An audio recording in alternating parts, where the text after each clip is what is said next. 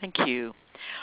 All right. Well, as I said, this is Karen Billings, and I run the Education Division here at SIIA.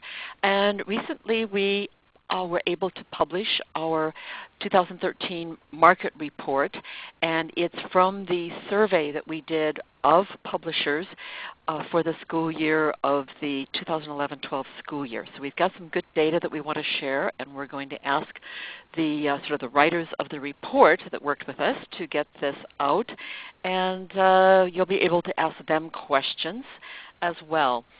For those of you who don't know SIIA, we are a trade association, and our members are companies such as like the ones you are with, and we've got a number of member benefits that you can see anywhere from all the things that we do to support the industry. If you are a startup and have very little revenue but would like to join us, we have a great Get Started Join and Grow program, and you can see the email there for Eric Friedel, who is our membership person. So please go ahead and ask any questions about SIA that you would like. There are two events that we hold each year, and the first one is in March, which is on the what we call our government forum, and our theme this year is mobile learning. We always have an Education Industry Summit in May in San Francisco. The theme there is Meet at the Cutting Edge. We're going to be doing a number of things, and it's not just keynotes and presentations. It's going to be a lot of labs and actual tours, or if people are very far away, bringing things in. So if you're interested in the cutting edge that will affect the education market over the next 5 years, this is the conference to attend. We have a lot more webinars scheduled, so if you go to sia.net/events, you will see a number of education webinars that you might want to participate in. I think what we do want to do is to get started with today's presentation. And again, if you are on the line but haven't logged in, please go to ReadyTalk.com and you'll be able to see our pictures. Of course, they're the one on the right. But John and Rhonda are the two people who really helped us get this report out the door, and we really appreciate that. So I'm going to ask them first to say a little bit about themselves, and then we'll get started with what we're going to accomplish today. John, would you start? Sure. Hi, this is John Richards. That's me on the left. Yeah, sorry, John. I was just wanting to see if people were looking at the tool use. Yes, that's great. So today we're going to take a look at the survey we did of 122 companies, and both look at the reported revenues and the extrapolated revenues. We are then going to take a look at this in the market context. So Rhonda's going to be talking about the market context. So could we let her say a few words about herself? Hi, I'm Rhonda Struminger, and I work with John at Consulting Services for Education. And I'm a project director of research for them. And this is the second education technology market report that I've worked on. I have a background in developing technology products for the education market and doing education policy research. And I will be talking, as John mentioned, about the market context, which is on the next page. But I jumped too quickly. John. That's okay. That's okay. All right. So, John, do you want to go back to the report that you did? Yes. Here is a pretty picture of the front of the report. And this is an annual report for the PreK-12 market. We also are doing both the PreK-12 and a higher ed market right now, and we are collecting data on that, and the URL is just go to SIIA.net, Education Market Survey, and we are encouraging people to complete the survey. The more companies that participate, the more accurate data this is. And those of you who are online, Lindsay just posted the URL in the chat box.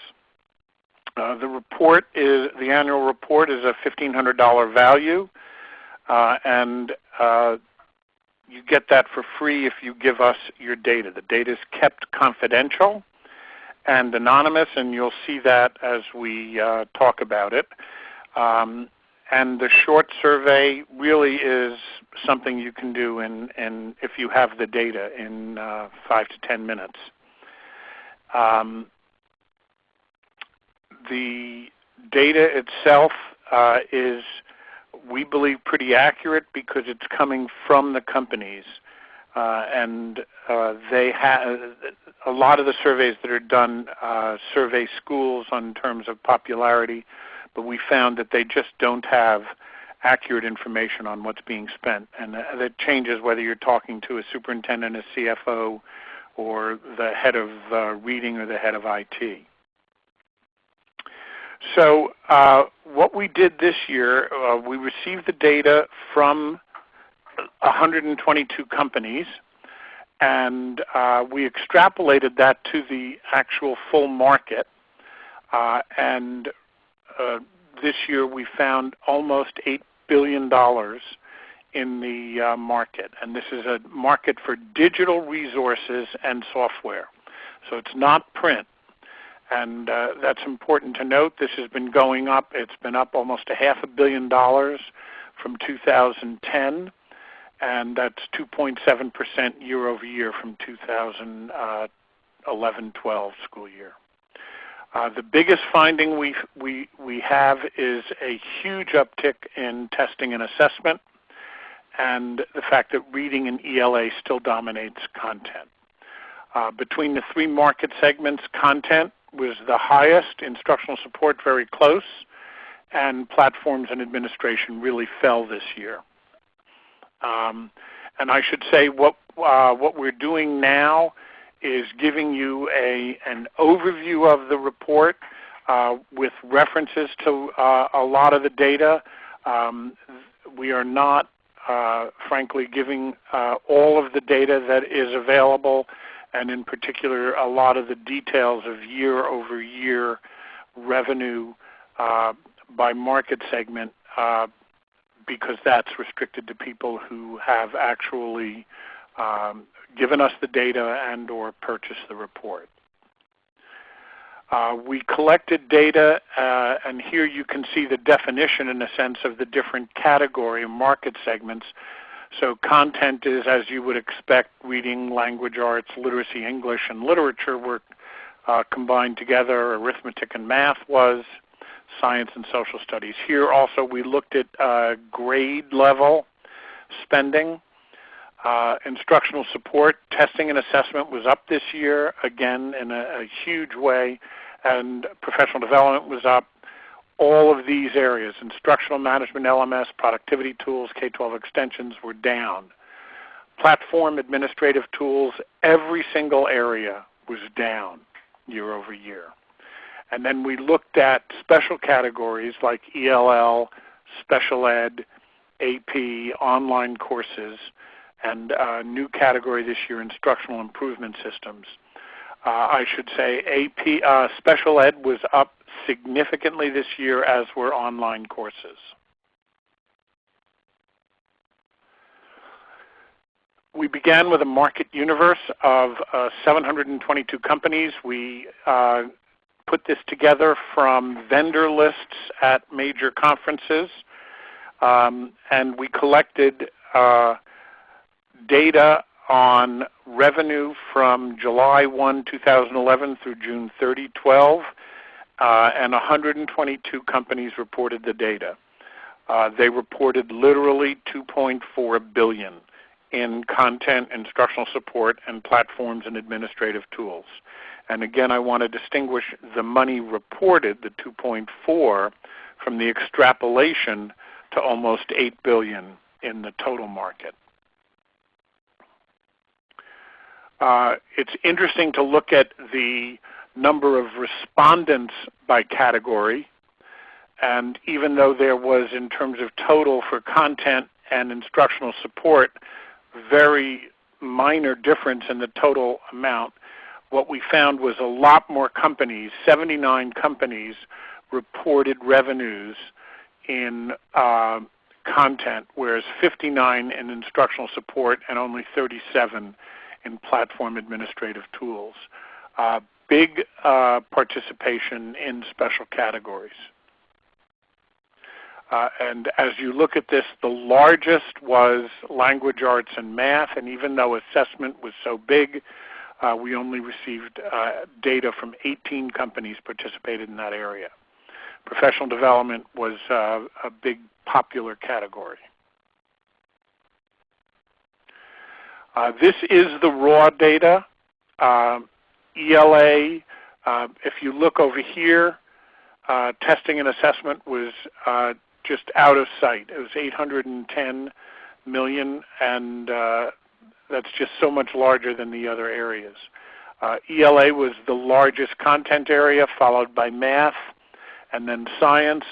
We had a particular high reporting in what we call other content areas.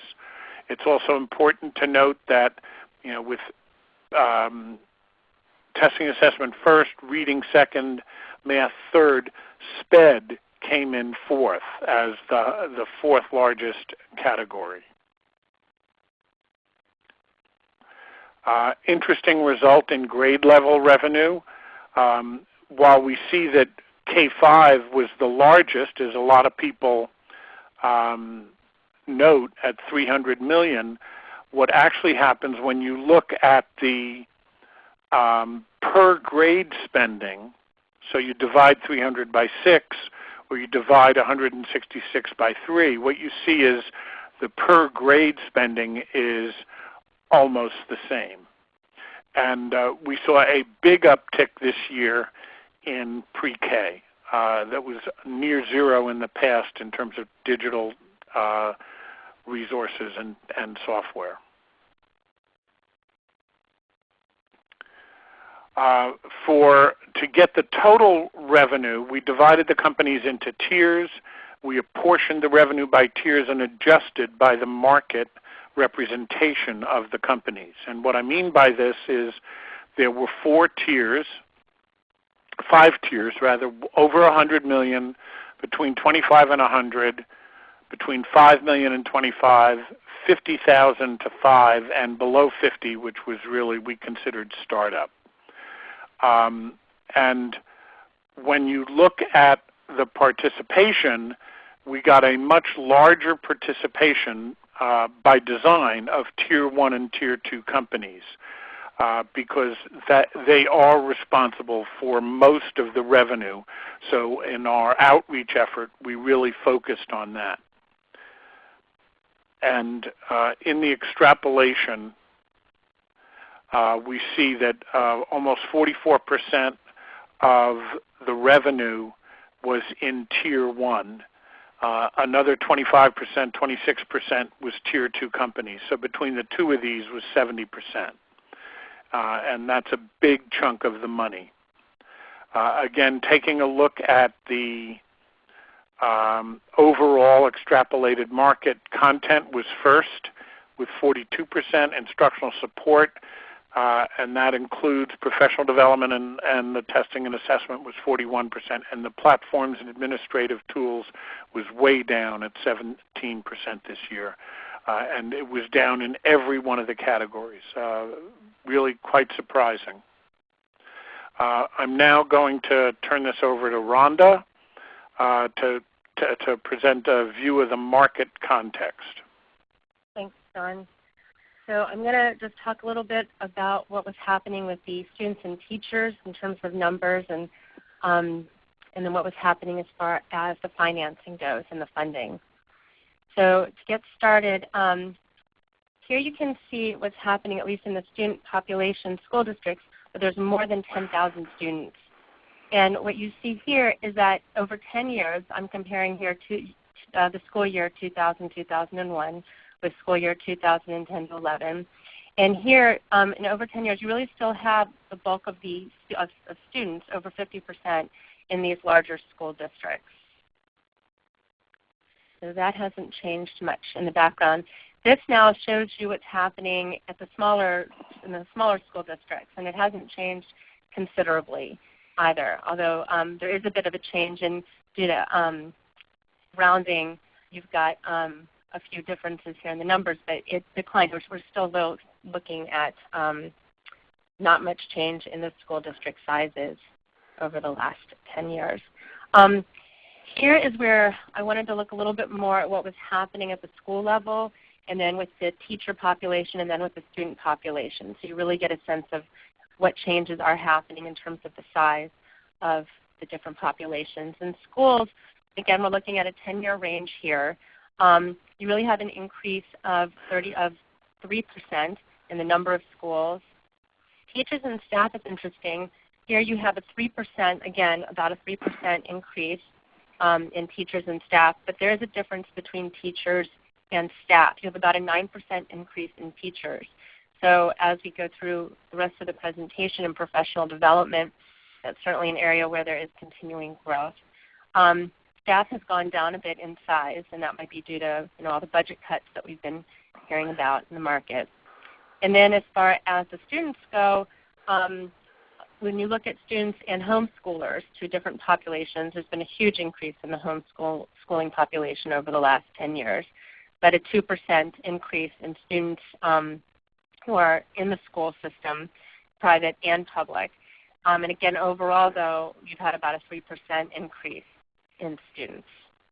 So 3% is the big number there in terms of the population size growth overall. As far as teachers go, you have projected increase in the number of teachers as well. And again, that comes back to needing more professional development. And in terms of turnover, that is an area where, as John indicated, that there is not as much growth as in the assessment and testing area, but there has been some growth in professional development. And this teacher growth represents some of that need. In terms of funding for the schools, there has been an increase in federal funding over the last, and here we have a smaller time frame. We're looking at the school year 2008-9 to 2009 and 10 based on what's been released in the numbers, the fiscal years. And you'll see, though, that the state funding has gone down a bit. Local funding stayed a bit flat, but you have seen this increase in the federal funding. And to see this visually, we have this next chart here where you can see that things have kind of flattened out over the last few years. This is since 2005-06 school year. But there is this little uptick in the federal funding, and as we know, that's not the most stable source right now, as things have been a bit contentious there. But you are seeing, at least as far as the local funding, there's a tiny little uptick here, and that more of the funding is going back to the local levels. So it's interesting. Will be interesting to see what continues to happen between state and local funding as the federal funding fluctuates even more. But when you delve more into the federal funding, you'll see from this table that really where you're seeing the biggest growth is race to the top and investing in innovation. As far as technology goes, those are clearly areas where there's money and where the investment at least is happening. And I think that's all I need to say about that unless there are any questions. So what are the overall market trends that we're seeing? There is this move to putting things online, getting things into electronic format, the integrated data as we're moving into assessments, more and more online assessments, and as we start really unpacking what's in that assessment area in future reports, really seeing what information might be needed, would it be helpful, or as the information is required with the Common Core curriculum, really getting into where the monies are going, what kind of products are in demand, will be an interesting area for us as we look more under the hood at what's happening for the companies. So just to kind of go through this list, there is bring your own device is happening.